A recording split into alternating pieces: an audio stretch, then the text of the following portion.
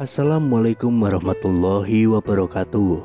Kembali lagi di channel Nasihat Kehidupan Misteri.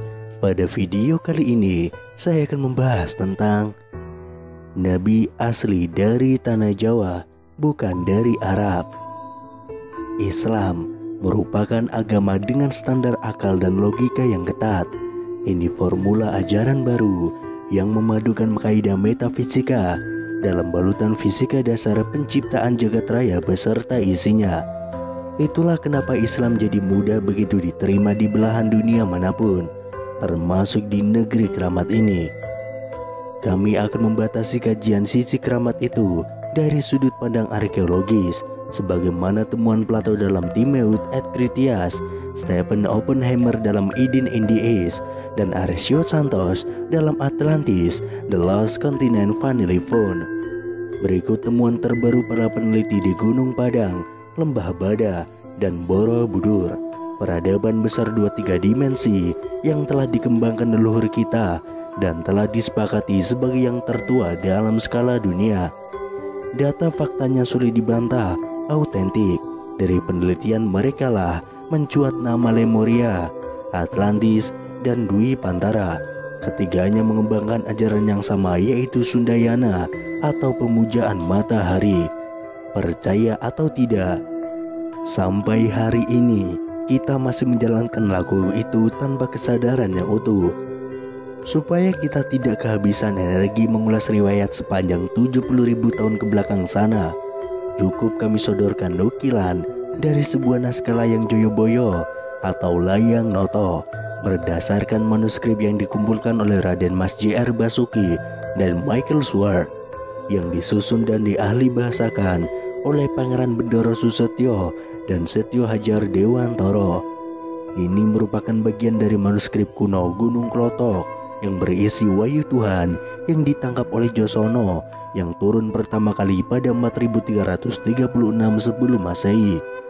Angka tarik itu saja jauh lebih dulu 2000 tahun dari kelahiran Ibrahim alaihissalam di Ur Kasdim pada 2510 sebelum Masehi atau Irak sekarang ini. Sebagai patriark agama Samawi, perannya tidak diragukan lagi. Ia adalah pembawa ajaran tauhid bagi Yahudi, Kristen, dan juga Islam. Namanya yang tersusun dari dua kosakata Ibrani, yaitu Ib dan Rahim, bisa diartikan dengan Bapa umat manusia yang penyayang. Menjadi wajar bila kemudian tiga agama Samawi itu mempunyai kesamaan visi dalam ajarannya.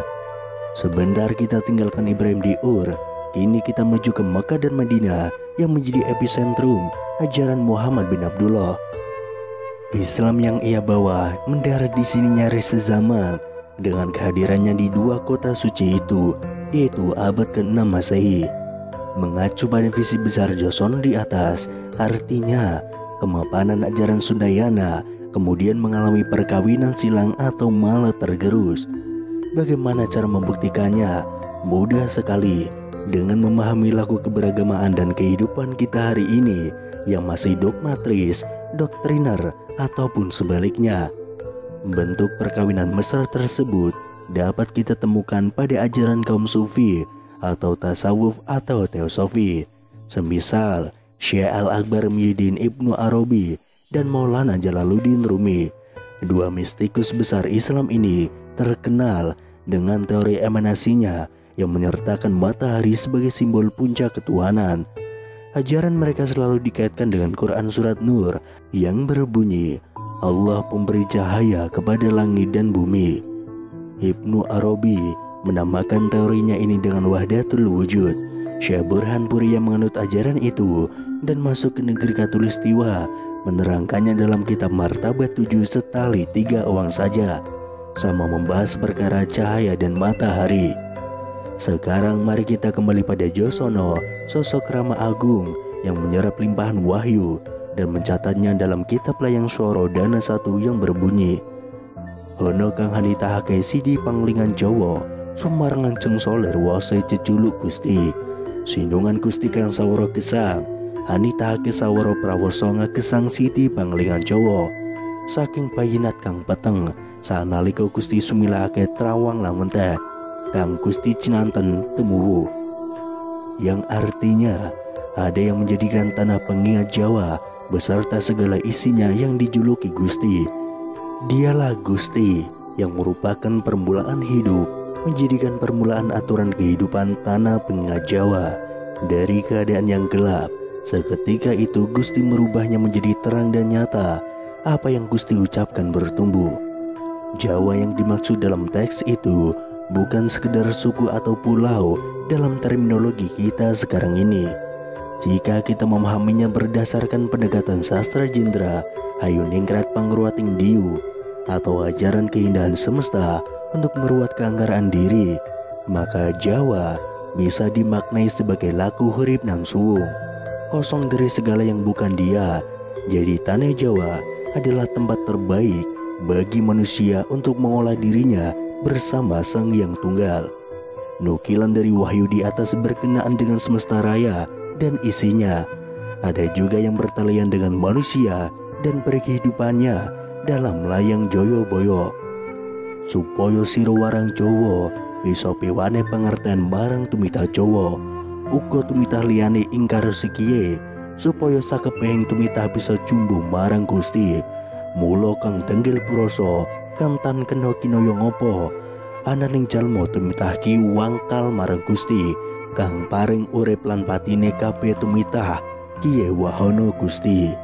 Yang artinya agar engkau orang Jawa bisa memberi pengertian kepada seluruh manusia Jawa, juga manusia lain di jagat raya ini, agar seluruh manusia bisa jumbu atau bersenyawa dengan Gusti yang melampaui segalanya, yang tidak dapat dibatasi oleh apapun. Tetapi manusia keras kepala kepada Gusti yang memberi hidup dan mati kepada seluruh keberadaan. Ini wahyu Gusti. Berpegang pada hadis Nabi Muhammad SAW yang mengatakan bahwa ada 124.000 nabi dan rasul yang tidak tercatat Al-Quran, maka Josono sangat layak kita dapuk menjadi nabi pada zamannya. Amatilah wahyu yang diterima Josono dengan Al-Quran dalam Islam, sejatinya sama belaka, berbicara tentang perintah bagi manusia agar menjadi wakil Tuhan di bumi sebagai penyebar rahmat bagi jagat alit, jagat gede, dan maha jagat. Tuntutan kita sekarang ialah mengajari diri sendiri tentang betapa indahnya belajar dalam hidup, dan hidup yang selalu dalam kondisi belajar. Ilmu terkait menuntun diri ini sudah merupakan riwayat yang langka di zaman kita sekarang ini. Orang-orang sibuk menilai, mengoreksi yang lain di luar dirinya, lalu abai pada kepandiran sendiri. Banyak orang yang begitu cepat menguliti salah siapa saja, lantas tidak pernah mau dan bisa menemukan salah dalam dirinya.